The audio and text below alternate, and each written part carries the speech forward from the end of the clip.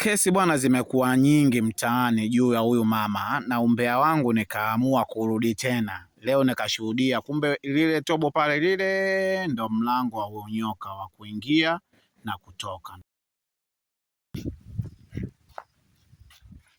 Sasa mama, we mama, watu wanalalamika huko kwamba huyu nyoka anakula kuku wao. Sasa wewe wa nini huyu nyoka Wao wanasema nani nyoka anakula kuku wao. Mbona kuku wao wanakula vitu vyetu huku? Mbona sisi hatulalamiki?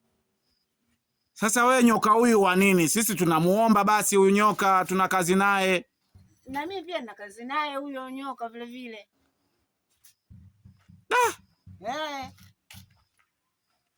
Maana katulia tu, yuko nyumbani kwake. Yaani yupo nyumbani kwake hapa? Yupo nyumbani kwake huyu nyoka. We mama we, sasa huyu nyoka anakula nini hapa?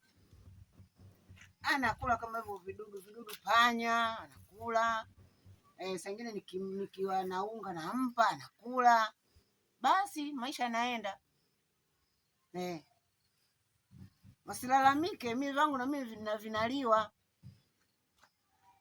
Kwa hiyo kuku anakula mahindi yako na wewe nyoka wako akila mahindi yao wasilalamike. Anakula kuku. Ngoma draw hiyo. Ngoma draw. Sasa umo ndani wewe unamweka wapi huyo nyoka umo ndani? Huyo nyoka? Ana sehemu yake nzuri tu. Namweka kwenye mtungi. Kwenye mtungi?